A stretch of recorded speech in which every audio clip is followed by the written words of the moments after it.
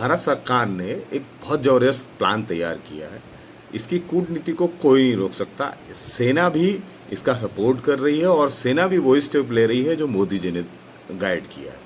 अभी हो क्या रहा है, जैसे इजराइल और ईरान दोनों में युद्ध हो रहा है, लेकिन भारत ईरान के भी साथ है और इजराइल के भी साथ है। इजराइल के साथ ऐसे है क्योंकि सेनाध्यक्ष ने कहा था कि जो पेजर अटैक हुआ है वो बहुत अच्छा हुआ है और इसमें इजराइल की जीत है, और बहुत अच्छे तरीके से उन्होंने डेलीगेट करके और एक एक को टारगेट करके और यो प्लान करके और उन्होंने हिजबुल्ला को तबाह कर दिया है।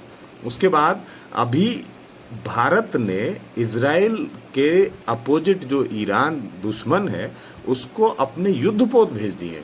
इस युद्धपोत के भेजने से इजराइल को नाराज हो जाना चाहिए, लेकिन ऐसा नहीं हुआ है। ऐसा क्यों नहीं हुआ है? इसका एक कारण है क्योंकि भारत एक डिप्लोमेटिक देश है। भारत ने हर दो दुश्मनों को साथ रखा है, जैसे रशिया और यूक्रेन को साथ रखा है। रशिया के साथ भी बात चल रही है, यूक्रेन के साथ भी बात चल रही है, इसी तरह से इजराइल के साथ भी बात चल रही है और ईरान के साथ भी बात चल रही है।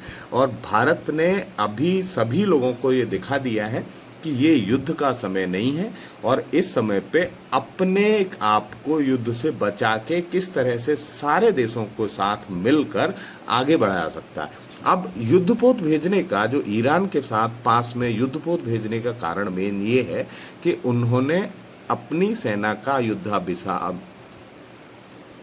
युद्धाभ्यास भारत की सेना के साथ करना बहुत पहले से तय था, लेकिन मोदी जी को ये सोचना पड़ा कि ये युद्धाभ्यास अभी करना चाहिए या नहीं। लेकिन मोदी जी ने डिसाइड किया कि नहीं, युद्धाभ्यास करना जरूरी है और युद्धाभ्यास करके हम इसको आगे तक ले जा सकते हैं। और इसको डिप्लोमेट तरीके से इजराइल को भी समझा दिया कि हम केवल युद्धाभ्यास करने के लिए जा रहे हैं, आपके पास अटैक करने के लिए नहीं जा रहे। तो इजराइल ने भी कहा कि हाँ, आपका प्लान पहले से तैयार है तो आप करिए। और उन्होंने ये भी समझा दिया, इससे ये संदेश दिया दोनों देशों को कि हम साथ में किसी के नहीं है, लेकिन हम विरोध भी किसी का नहीं कर रहे हैं। तो ये एक अलग तरह की रणनीति के साथ मोदी जी अपना गेम चला रहे हैं। मोदी जी ने बहुत अच्छा प्लान किया है, यूक्रेन के साथ भी, रशिया के साथ भी, अमेरिका के साथ भी, ब्रिटेन के साथ भी, और इधर जो रिसेंटली इराक और ईरान इजराइल का जो युद्ध चल रहा है उसमें भी उन्होंने बहुत अच्छे से प्लान करके अपने आप को प्रेजेंट कर दिया है कि मैं एक ऐसा देश हूँ जो दुनिया के किसी भी देश में होने वाली एक्टिविटी से प्रभावित नहीं होने वाला, और मुझे कोई मतलब नहीं है आपके यहाँ क्या हो रहा है। क्यों कि हमको ईरान से भी फायदा हो रहा है और इजराइल से भी टेक्नोलॉजी मिल रही है और ईरान से तेल मिल रहा है। और हाँ, ये जो कॉरिडोर है, जो अभी कॉरिडोर है जो हमारे यूरोपियन कंट्रीज़ को जोड़ता है, वो ईरान से ही होके जाता है और भारत उसमें बहुत अच्छा पार्टिसिपेशन करके और वहाँ से अपना इंटेक लेता है। और दूसरा कॉरिडोर जो है, इसमें इंटरेस्टिंग फैक्ट ये है कि दूसरा कॉरिडोर इजराइल होके जाता है और भारत उसको निकालवाने में बहुत अच्छी भूमिका निभा रहा है। तो आज के समय में भारत ने अपनी जो पोजीशन बना ली है वो जजमेंटल पोजीशन बना ली है। कहीं भी कुछ भी होगा हम इन्वॉल्व होंगे, एक दूसरे का दुश्मन नहीं बनने देंगे और खुद को किसी का दुश्मन प्रेजेंट नहीं करेंगे।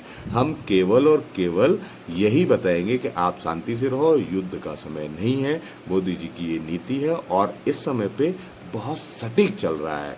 रशिया, यूक्रेन दोनों के साथ, इजराइल, ईरान दोनों के साथ, और अपना इकोनॉमी को इम्पैक्ट नहीं होने देते। अभी आप देख रहे होंगे कि यूरोपियन कंट्रीज के जितने भी शेयर मार्केट हैं वो क्रैश हो रहे हैं, वो डाउन जा रहे हैं, लेकिन इंडियन शेयर मार्केट्स को देखेंगे आप तो वो ना क्रैश हो रहा ना डाउन जा रहा, रेगुलर बेसिस पे बढ़ रहा है, पूरी तरह से बढ़ रहा है। अभी कुछ थोड़े से अप एंड डाउन्स होते रहते हैं, लेकिन पिछले जब से युद्ध का समय शुरू हुआ है, यूरोप जैसे रशिया और Ukraine, Iran, Iraq, Afghanistan, America, ये सारे टाइम पे भारत ने अपने आप को इस्टेब्लिश रखा और अपनी इकोनॉमी को इस्टेब्लिश रखा। ये बहुत ही इम्पोर्टेंट बात है। आप इसी तरह के फैक्ट्स को सुनने के लिए और जानने के लिए बने रहिए सामाजिक सोच के साथ। वरुण कुमार सिंह, धन्यवाद।